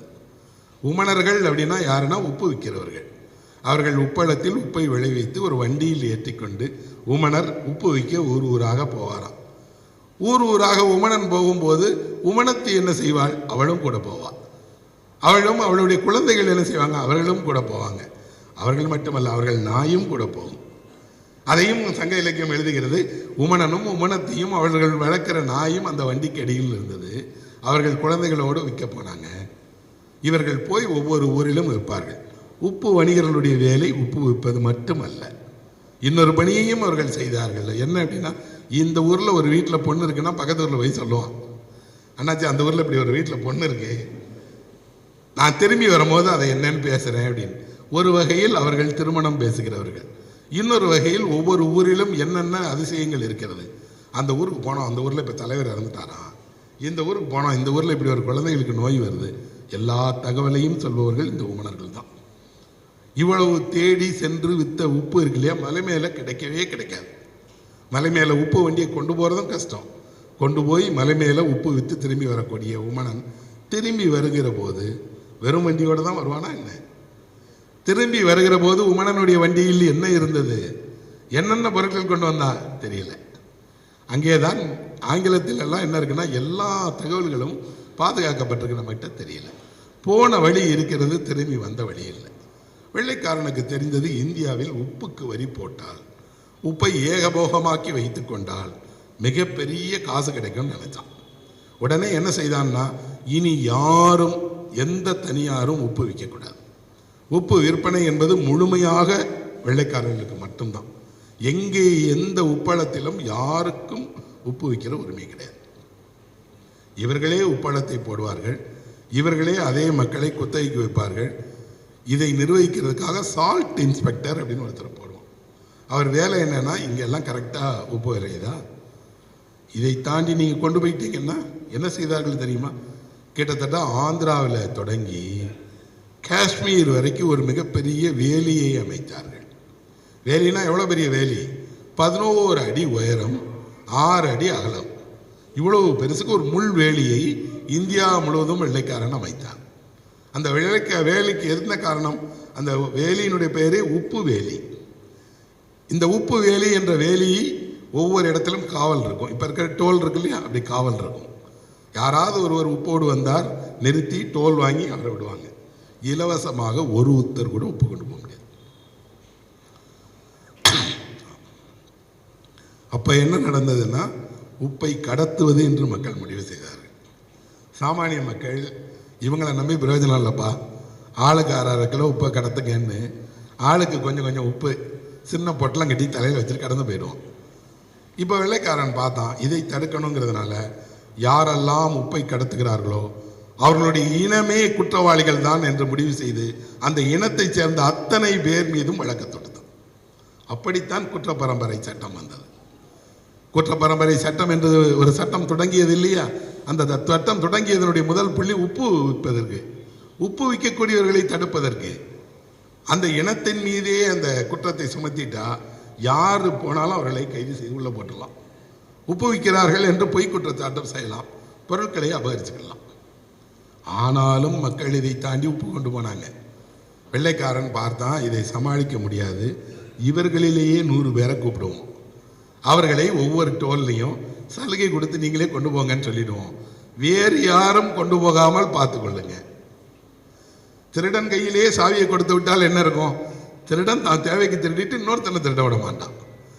இப்படி இந்தியா பூரா ஒரு உப்பு வேலி அமைத்து 200 ஆண்டுகளுக்கு முன்பாகவே வெள்ளைக்காரர்கள் ஆண்டிற்கு 16 லட்சம் ரூபாய் சம்பாதித்தார்கள். 16 லட்சம்ங்கிறது எவ்வளோ பெரிய தொகை. அன்றைக்கு ஒரு ஆசிரியருடைய சம்பளம் 3 ரூபாய், ஒரு திவானுடைய சம்பளம் 300 ரூபாய், ஒரு அரசருடைய கஜானாவிலே அவ்வளோதான் இருந்திருக்கும். 16 லட்சம் ரூபாய் உப்புக்காக செய்தார்கள். கொஞ்சம் கொஞ்சமாக இந்த உப்பு வணிகத்தினால் ஏற்பட்ட பாதிப்பை உணர்ந்துதான் காந்தி உப்பு சத்தியாகிரகம் என்ற ஒரு சத்தியாகிரகத்தை தொடங்கினார். காந்தி ஒரு முட்டாள் அல்ல, எதுவும் தெரியாத கிழவர் அல்ல. அவருக்கு உப்பின் கதையும் தெரியும், உப்பிற்கு பின்னால் இருக்கக்கூடிய அதிகாரத்தின் கதையும் தெரியும். அதனால் தான் அவர் சொன்னார், நாங்கள் போய் இந்தியாவில் உப்பு காய்ச்சுவோம், முடியும்னா நீங்கள் எங்களை கைது செய்யுங்கள். தண்டி யாத்திரைக்கு காந்தி கிளம்பும் போது அவர் ஒரு முதியவர், ஆனால் அவர் நடந்து போகிற காட்சி இணையத்தில் இருக்க பாருங்க, எவ்வளவு ஆவேசமாக நடந்து போகிறார். திரளாக மக்கள் வர்றாங்க, எல்லோரும் கடற்கரையில் காத்திருக்கிறாங்க. அங்கே வெள்ளைக்காரன் சொல்கிறான், நீங்கள் யாராவது போய் உப்பு காய்ச்சுகிற இடத்தில் ஒரு பிடி உப்பை அள்ளினால் உடனே சிறை. காந்தி உப்பை அள்ளுகிறார், உயர்த்தி காட்டுகிறார், காட்டி சொல்கிறார், என்னை சிறையில் போடுங்க, கவலை இல்லை. அப்போது இது ஒரு எதிர்ப்பினுடைய அடையாளம். அதே அங்கே நடந்தது, வேதாரண்யத்தில் நடந்தது. ராஜாஜி தலைமையில், இங்கே ராஜாஜி தலைமையில் இங்கே ஒரு வேதாரண்யத்தில் உப்பு காய்ச்ச போனாங்க. இந்தியா முழுக்க அப்படி போனாங்க. அவ்வளவு அரும்பாடுபட்டு மீட்டு கொடுத்த பொருள் தான் உப்பு. ஆனால் இது இன்னைக்கு பாக்கெட்டில் அயோடைஸ்ட் உப்புன்னு சொல்லி யாரோ விற்கிறார்கள், யாரோ வாங்குகிறார்கள். அதற்கு பின்னாடி இந்த காலனி ஆட்சியில் நடந்த ஒரு வரலாறும் இல்லை. இந்திய உப்பு இன்று சந்தையில் இல்லை. நாட்டு உப்பை கண்டால் இந்த தலைமுறைக்கு பிடிக்காது. உங்கள் உப்பில் உப்பு இருக்கிறதா அப்படின்னு கேட்குறாங்க. உப்பில் உப்பு தான் இருக்கும், உங்கள் உப்பில் என்னென்னலாம் இல்லைன்னு ஒரு பட்டியல் எடுக்கிறார்கள். எல்லாம் வணிகம். ஆனால் இந்த வணிகம் காலம் மாறும்போது வணிகம் மாறும், வணிக விளம்பரங்கள் மாறும், எனக்கு புரியும். ஆனால் இந்த வணிகத்தின் பின்னால் ஒரு தேசத்தினுடைய கதை இருக்கிறது. நீங்கள் உப்பு போட்டு சாப்பிட்டவராக இருந்தால் உணர்ச்சியோடு இருப்பீர்கள்னு சொல்கிறாங்கல்ல, அப்படின்னா அந்த உப்புக்கு பின்னாடி இந்த கதை இருக்குல்ல. ஆனால் இந்த கதை ஏன் ஒரு பள்ளி மாணவனுக்கு தெரியல? அவன் அன்றாடம் சாப்பிடுகிற உப்பு இல்லை அப்படின்னா அந்த உணவை வீண் என்று தூக்கி போடுகிறவனுக்கு தெரியல. ஹோட்டலில் போகிறீங்க, பொங்கல் வாங்குறீங்க, நிறைய பேர் பொங்கலில் இருக்க மிளகை மட்டும் தனியாக எடுத்து வச்சிருவான். ஐயா, இந்த மிளகு தாயா 300 வருஷம் இந்தியா அடிமைப்பட்டது, நீ வேண்டாம் என்று ஒதுக்கி வைக்கிற மிளகின் பின்னால் தான் இந்திய வரலாறு இருக்கிறது. நீங்கள் வரலாற்றை பார்க்க வேண்டும் என்றால் செங்கோட்டைக்கு போக வேண்டாம், பானிப்பட்டுக்கு போக வேண்டாம், மிகப்பெரிய இந்தியாவுடைய வரலாற்று நினைவிடங்களுக்கெல்லாம் போக வேண்டாம். உங்கள் வீட்டின் சமையலறைக்கு செல்லுங்கள். இந்தியா எங்கே ஒருமைப்பாடோடு இருக்கிறது என்றால் சமையலறையில் தான் இருக்கிறது. நான் இரவு சப்பாத்தி சாப்பிடணும்னா பஞ்சாபில் ஒருத்தர் கோதுமை விளைவிக்கணும், இல்லைன்னா எனக்கு சப்பாத்தி கிடையாது. பருப்பு ஆந்திராவில் விளைய வேண்டும், கடுகு வங்கத்திலிருந்து வர வேண்டும். சமையலில் இருக்கக்கூடிய எல்லா பொருட்களும் இந்தியா கைகோர்த்திருக்கிறது என்பதனுடைய அடையாளம். நாம் உணவால் இணைக்கப்பட்டிருப்பதால் தான் நமக்கு பிரிவினையே கிடையாது. இல்லைன்னா நமக்கு ஒவ்வொரு மாநிலத்துக்கு இடையிலையும் எவ்வளவு பிரச்சனை, எவ்வளவு சச்சரவுகள், எவ்வளவு வழக்கு, மன்றத்தில் இருக்கக்கூடிய வழக்குகள். ஏன் ஒரு மாநிலம் இன்னொரு மாநிலத்தை விட்டு பிரியலைன்னா, அவர்களுக்கு அரிசி சாப்பிட நாம் வேணும், நமக்கு சப்பாத்தி சாப்பிட அவர்கள் வேணும். ஒரு சாதாரண ஒரு சிறிய பொருளிலிருந்து எல்லாமும் ஒரு மாநிலத்துக்கு இன்னொரு மாநிலம் போய்கிட்டே இருக்கு. அப்படின்னா வணிகம்தான் ஒரு தேசத்தினுடைய பிரதான விஷயம். நீங்கள் அந்த காலத்தில் அர்த்த சாஸ்திரம் என்ற ஒரு நீதி நூல் எழுதப்பட்டது.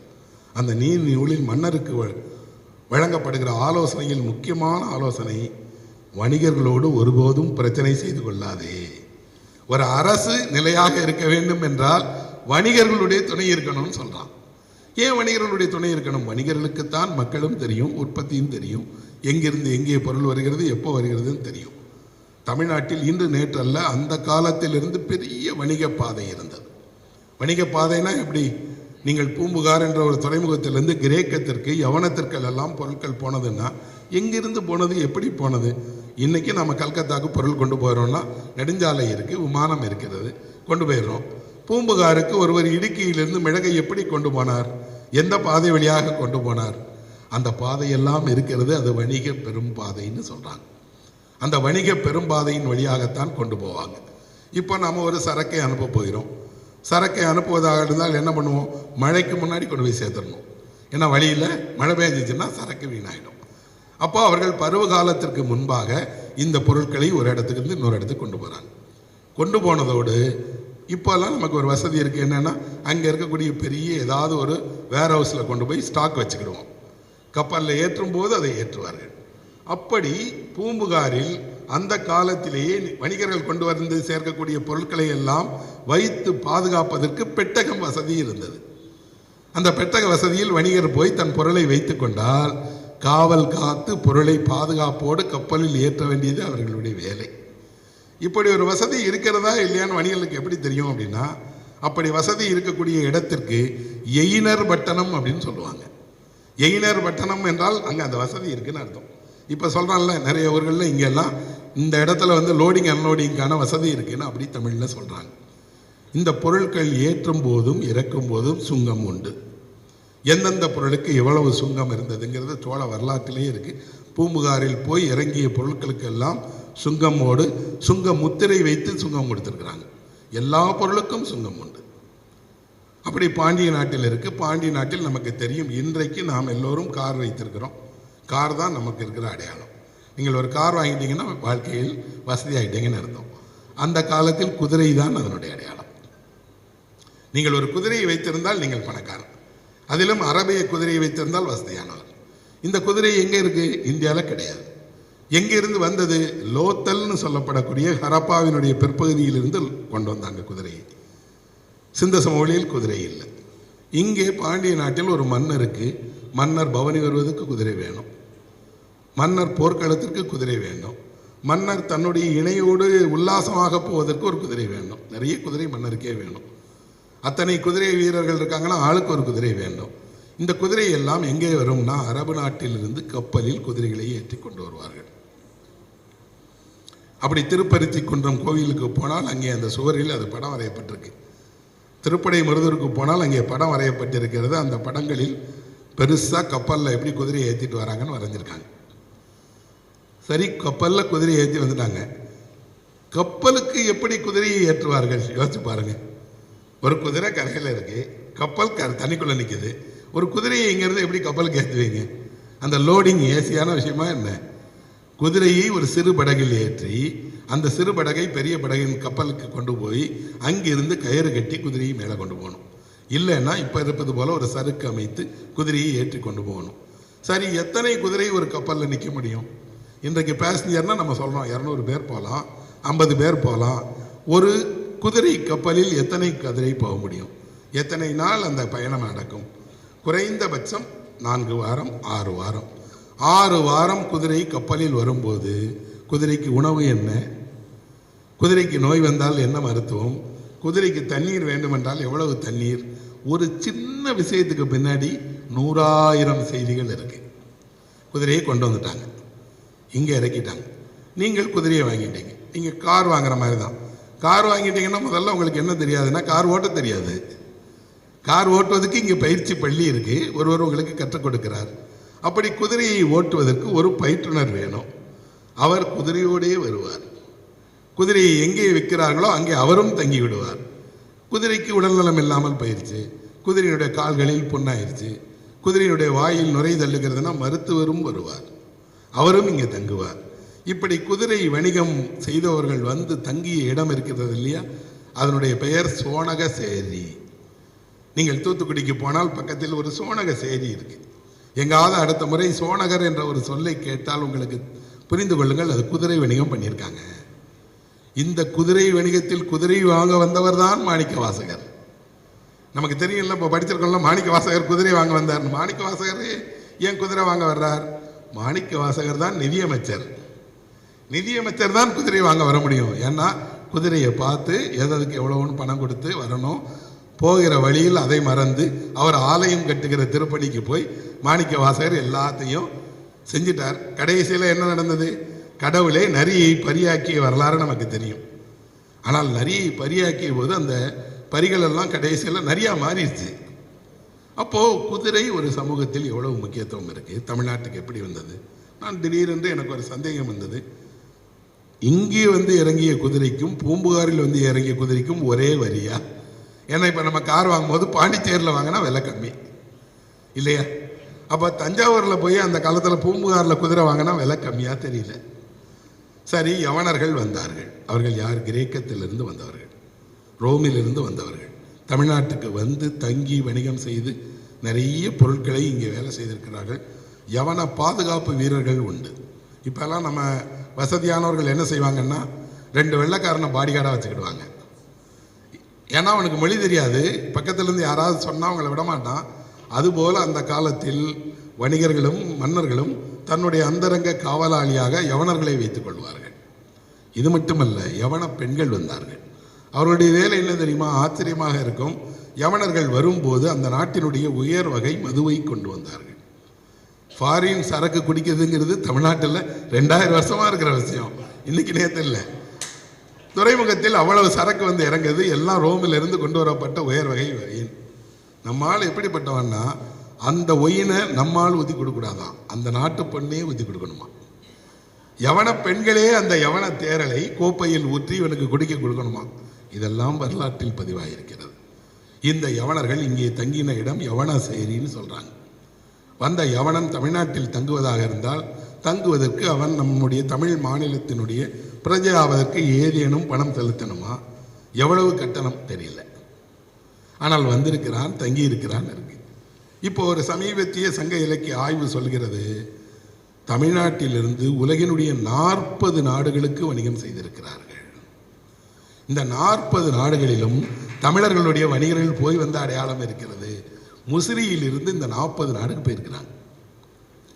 இன்னொன்று, அவர்கள் கொண்டு வந்த மட்கலயங்கள் எல்லாம் இங்கே கிடைக்கும்.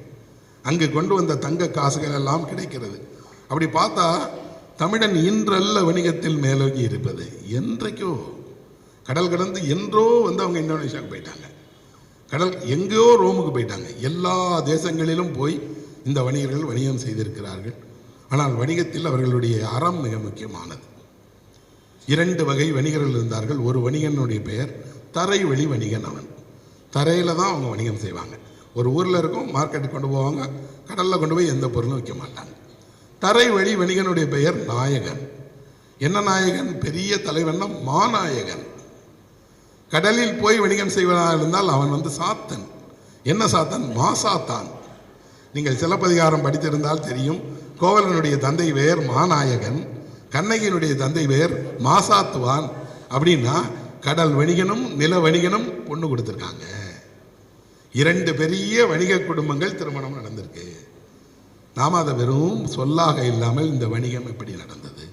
இந்த வணிகர்கள் கூட்டாகத்தான் வணிகம் செய்வாங்களாம். 10 வணிகர்கள் 20 வணிகர்கள் ஒன்றாக வண்டி பூட்டிட்டு போவாங்களாம்.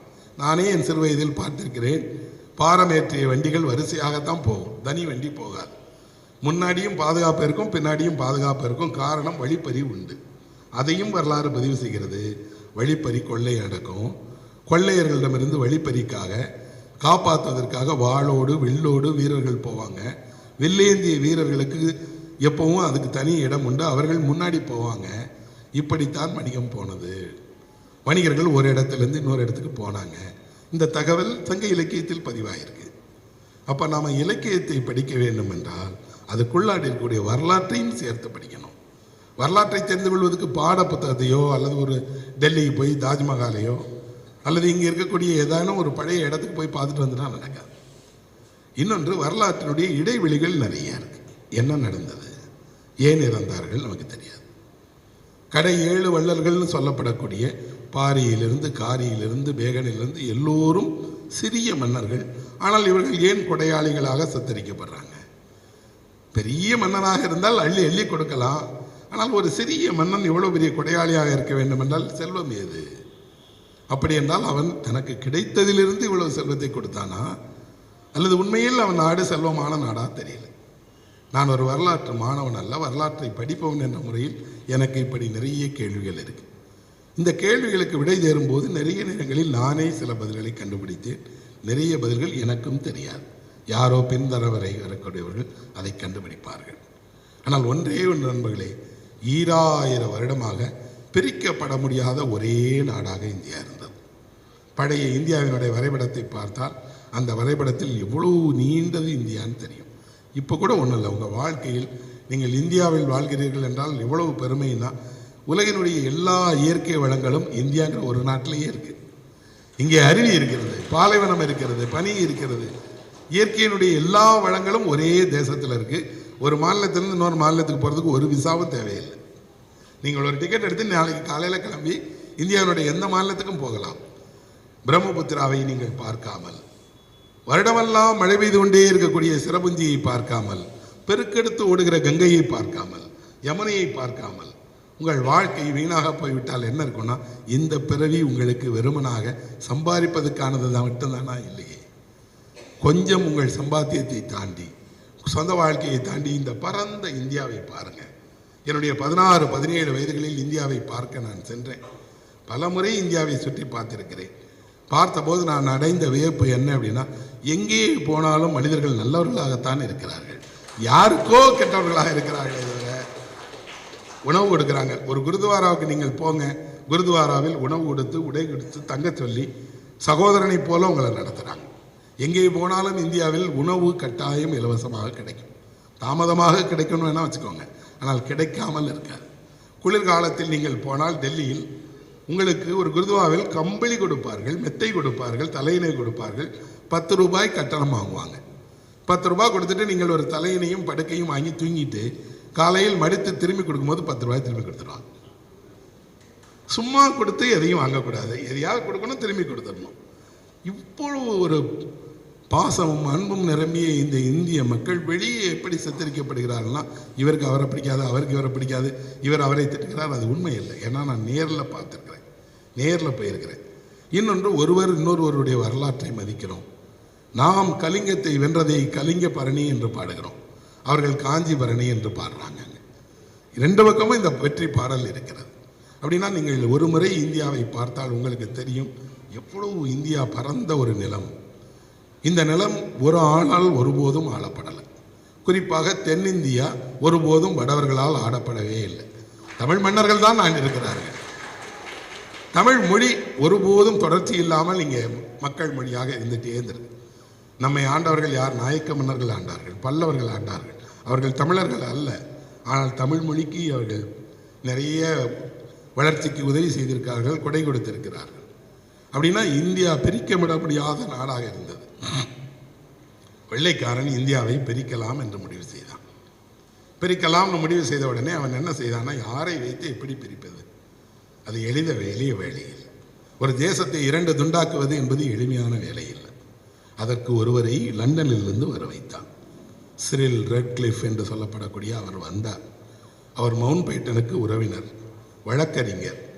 வந்து அவர் கேட்டார், என்ன பணி எனக்குன்னு. இந்தியாவை 2 துண்டாக்கி கொடுத்துருப்பான்னாங்க. அவருக்கு இந்தியாவை பார்த்தது கிடையாது. ஒருவர் வாழ்நாளெல்லாம் இந்தியாவை சுற்றி பார்த்தால் கூட கால்வாசி இந்தியாவை பார்க்க முடியாது. ஆனால் எங்கிருந்தோ ஒருவர் வந்து 5 வாரத்தில் இந்தியாவை 2 துண்டாக்கணுங்கிற பொறுப்பை ஏற்றுக்கொண்டார். அவருக்கு 30,000 ரூபாய் சம்பளம். 30,000 ரூபாயை வாங்கிக்கிட்டு இந்தியாவை 2 துண்டாக அவர் பிரித்தார். இதற்கு ஒரு கமிட்டி போட்டாங்க. அந்த பக்கம் இந்தியா, எந்த பக்கம் பாகிஸ்தான்.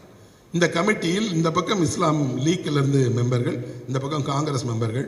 அவர்கள் கூடி விவாதித்து எல்லாம் செய்து ஒவ்வொருவரும் என்ன கேட்டார்கள், எங்களுக்கு இந்தியாவில் இந்த மாநிலம் வேணும்னுலாம் கேட்கல. என்னுடைய மனைவியினுடைய வீடு இந்த டார்ஜிலிங்கில் இருக்குது, அதனால எங்களுக்கு டார்ஜிலிங்கை கொடுத்துருங்கன்னு ஒருத்தர் பாகிஸ்தானி கேட்குறார். இன்னொருவர் சொல்கிறார், எங்கள் பூர்வீகம் லாகூர் எங்களுக்கு கொடுத்துருங்க. வெள்ளைக்காரன் பார்த்தால் இவர்கள் சொந்த சுகத்திற்காக இப்படி கேட்குறாங்க. எதையும் காக்காமல் அவர்கள் இந்தியாவை 2ஆக பிரித்தார்கள். உலகினுடைய வரலாற்றிலே மிக துயரமான வரலாறு என்ன அப்படின்னா, ஒரு தேசம் அந்நியரால் பிரிக்கப்பட்டது தான். இந்தியாவை இந்தியன் எவனும் பிரிக்கலை. எங்கிருந்தோ வந்த ரெட்க்ளிஃப் தான் பிரித்தான். அது எப்போ அறிவித்தார்? ஆகஸ்ட் 15ஆம் தேதி நாம் சுதந்திரம் பெற்றோம். 16ஆம் தேதி ரெட்க்ளிஃப் இதை அறிவித்தார். அறிவித்துவிட்டு இதுதான் இந்தியா, இதுதான் பாகிஸ்தான், இனி இங்கே இருப்பவர்கள் அங்கே போயிருங்க, அங்கே இருப்பவர்கள் இங்கே வந்துருங்க, இந்த நாடு 2 துண்டாக்கப்பட்டது என்று. மக்கள் பிழைக்க இடமில்லாமல், போக்கிடம் இல்லாமல் இங்கிருந்து அங்கும் அங்கிருந்து இங்குமாக அலைந்து வழியில் சண்டை நடந்து ஒருவரை வெட்டி கொன்று எவ்வளவு பேர் இறந்திருக்காங்க தெரியுமா? 20 லட்சம் பேர் இறந்திருக்கிறார்கள். இந்தியா சுதந்திரம் என்பது வெறுமனாக நாம் மிட்டாய் கொடுத்து கொண்டாடுகிற சுதந்திரம் அல்ல. 20 லட்சம் மக்கள் இங்கும் அங்கும் ஓடி உயிரை பறிகொடுத்து பெற்ற சுதந்திரம் அது. இன்னும் கூட என்ன, அங்கே போனவர்களில் 2 பக்கமும் பெண்கள் அவர்கள் வல்லுறவுக்கு பயன்படுத்தப்பட்டார்கள். அப்படி பயன்படுத்தப்பட்ட பெண்கள் கர்ப்பிணியானார்கள். அந்த கர்ப்பிணிகளுக்கு ஒரே நாளில் இந்தியாவில் கருச்சிதைவு நடத்தப்பட்டது. இதெல்லாம் வேறு தேசத்தில் நடந்திருக்குமா என்றால் தெரியாது. 2ஆம் உலகப் போரின் போது நாசிகளுக்கு இப்படியெல்லாம் நடந்தது. நாங்கள் இந்தியாவிலே நடந்ததோடு பஞ்சாபில் பாதி கிராமங்கள் பாகிஸ்தானுக்குள்ள போயிருச்சு. அவர்கள் இன்றும் சொல்லுகிறார்கள், நாங்கள் எங்களுடைய சொந்த தந்தை தாத்தாவினுடைய சமாதியை பார்க்க வேண்டும் என்றால் பாகிஸ்தானுக்கு போனோம். அப்போ இந்தியா பிரிக்கப்பட்ட பிறகு இந்தியாவில் நடந்த இவ்வளவு ரத்த வெள்ளத்திற்கு அப்புறமும் மக்கள் என்ன செய்தார்கள் அப்படின்னா, அந்த கமிட்டியில் இருந்தார்கள் இல்லையா, அவர்கள் மீது ஒரு கோபமும் இல்லை. மாறாக ரெட்க்ளிஃப் 16ஆம் தேதி இந்தியாவில் அறிவிச்சுட்டு 17ஆம் தேதி தன் நாட்டிற்கு கிளம்பி போய் அந்த நாட்டில் சர்பட்டம் பெற்றுக்கொண்டு முதுமை வரை ஓய்வில் இருந்தார். அவருக்கு எதுவுமே நடக்கலை. ஆனால் யார் மீது கோபம் இருந்தது தெரியுமா? உறுப்பினர்களாக இருந்து கொண்டு இத்தனை லட்சம் மக்கள் சாவுக்கு காரணமாக இருந்தார்களே என்று அந்த உறுப்பினர்களை மக்கள் ஓட ஓட விரட்டி அடித்தார்கள். ஏன் நம்மை ஆண்டவர் மீது நமக்கு கோபம் வரவே மாட்டேங்குது?